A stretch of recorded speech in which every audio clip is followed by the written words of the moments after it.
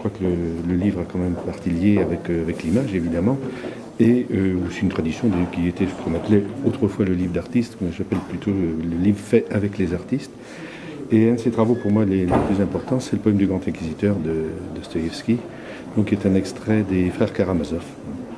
J'avais depuis longtemps l'intention de publier ce texte-là, et grâce à ma rencontre avec Andrei Markovic et Nicolas Fedorenko, le projet a pu être mené à bout. Ça représentait un travail assez important. Quelle différence faites-vous entre livre d'artiste et livre avec un artiste? Je dirais qu'actuellement, la définition du livre d'artiste est plus la définition, disons, du monde anglo-saxon, c'est-à-dire que l'artiste s'empare de la forme du livre et met des images à l'intérieur. Il est le seul réalisateur du livre. C'est pour ça que je préfère revenir à cette notion de livre fait avec les artistes. C'est Yves Perret, d'ailleurs, qui a une expression à ce sujet-là que j'aime bien, puisqu'il parle de livre dialogué. C'est un dialogue, et je crois que c'est vraiment ça, c'est un dialogue de deux créations. Donc le livre d'artiste correspond plus à ce que fait, par exemple, l'endroit ou le cabinet du livre d'artiste. Exactement, oui. C'est une série de travaux de Nicolas Fedorenko pour une geste danoise. C'est la Gesta Danorum, dont on a publié plusieurs extraits. Là, ça me paraît intéressant d'en parler parce que c'est aussi le côté découverte du texte rare. C'est-à-dire que dans cet échange aussi dans le travail de recherche pour la collection étrangère, j'ai voulu me porter vers des textes un peu oubliés ou rares. Et dans cette Gesta danoise, il y a aussi justement le premier récit de l'histoire d'Hamlet, le premier récit écrit. Et c'est un texte qu'on a découvert grâce à Georges Dumézil dans un de ses livres, du mytho-roman. Donc là, dans cette vitrine, c'est un peu le reflet de l'ensemble des collections, avec quelques titres disons, significatifs de ces collections. Ici, on va voir la collection que j'ai appelée Signature, qui est avec une correspondance entre Etiamble et Jean Grenier. Et j'ai souhaité mettre une lettre d'Etiamble qui m'était adressée parce que j'ai une relation quand même très, très chaleureuse avec Etiamble, qu'on a souvent présenté comme un personnage rigide et froid. Ce n'était pas du tout le cas. Donc voilà. Et la collection de poésie, bien sûr, qu'on retrouve ici, avec Jean Chauvron, Michel Beignet et Michel Duguay, et Guy Lévis-Mannot. Alors j'insiste sur Guy Lévis-Mannot un peu parce que c'est quelqu'un qui pour moi était très, très important, l'éditeur des surréalistes avant la guerre. Donc la collection Follavoine, qui est la collection de poésie, avec certains auteurs qui ont été pour moi importants puisqu'ils sont aussi au début de l'aventure d'édition et des publications relativement importantes pour chacun. Jean-Paul Amery, donc, qui était rennais, qui a donné d'ailleurs l'ensemble de son fonds à la bibliothèque universitaire. Dolo, qui est la première personne que j'ai publiée, qui habite Saint-Brieuc, d'origine galloise, mais qui écrit en français depuis les années 50. Alors là, un survol rapide de la collection que j'ai appelée Territoire, qui est justement des textes étrangers, avec là aussi une collection qui s'est vraiment constituée au hasard des rencontres, au hasard aussi des amitiés. Là, cette vitrine là, présente plus mon travail d'écriture, qui est essentiellement le travail avec l'éditeur René et Olivier Rougerie, son fils maintenant. Oui. Oui, vous aimez bien l'exposition? Oui. Est-ce qu'il y a quelque chose que vous avez particulièrement aimé? J'aime bien les poètes. Les poètes? Les poèmes. Oui. Les poésies. Et moi, c'est très différent les gravés de bois. Oui. Oui. Donc c'est une exposition qui vous touche et qui vous parle. Oui, ça me fait penser.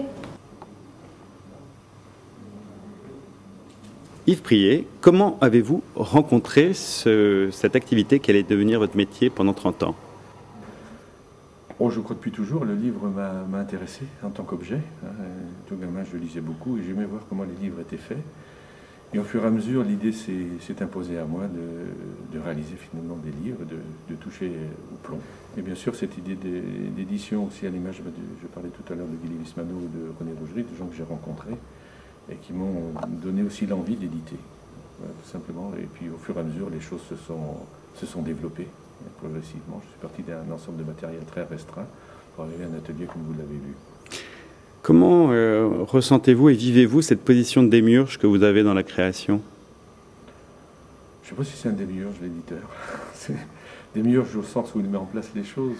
Vous êtes plus qu'un éditeur, parce que vous êtes un éditeur qui s'accompagne d'un énorme travail de la matière. Oui, c'est-à-dire là, le côté imprimerie m'a toujours semblé nécessaire. Je n'ai jamais conçu le travail d'éditeur sans imprimer moi-même. Simplement, je dirais que l'éditeur, pour moi, c'est un passeur, finalement. Et quelquefois, j'ai agi un peu parce qu'on a tendance à mettre en avant les éditeurs. Non, les éditeurs, j'allais dire, n'existent pas. C'est les livres qu'ils ont imprimés ou qu'ils ont édités qui comptent. Et c'est mettre en place, donner la voix aux auteurs. Quel regard portez-vous sur l'édition aujourd'hui?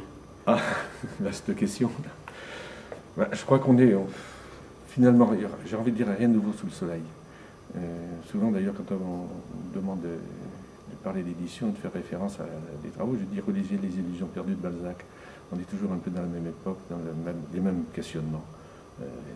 C'est-à-dire qu'on a toujours un côté d'édition, l'édition industrielle, depuis le fin du 19e, et qui a sa place, et à côté des expériences plus individuelles, comme la mienne, je parlais de Rougerie, de Guy Lévis-Manaut, de gens qui ont une autre approche et qui peut-être donnent place à des voix qui autrement ne trouveraient pas place dans l'édition industrielle. Alors la grande question, c'est quelle place maintenant on peut avoir dans le système de distribution. Précisément, quel est l'avenir du livre d'artiste ou du livre d'art, du livre en collaboration à deux voix avec un artiste?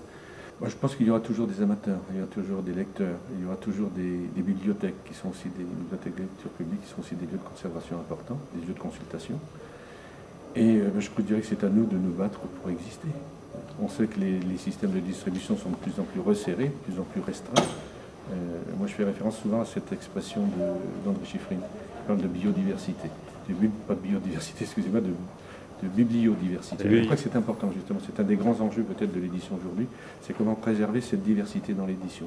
Comment faire en sorte que certaines expériences ne soient pas écrasées par le système commercial et le système de distribution industrielle. Avez-vous dû vous battre ou considérez-vous que vous avez été soutenu dans votre travail? Les deux existent. C'est-à-dire, je pense qu'il faut se battre. Il faut d'abord exister. Bon, il y a eu des systèmes d'aide qui ont existé depuis toujours, qui se sont développés. Mais le grand danger, ce serait de se reposer entièrement sur ces systèmes d'aide. Je crois que l'aide, elle arrive à des moments, et heureusement, mais je crois qu'il ne faut pas quitter cette volonté de continuer, même soi-même, sans aucune aide. Beaucoup de livres ont été publiés sans aide, et ça, j'y tiens. Bien sûr. Alors, on ne peut pas être complètement assisté dans ce métier. Le danger serait l'assistanat. Yves Prié, Unidiver vous remercie. Merci.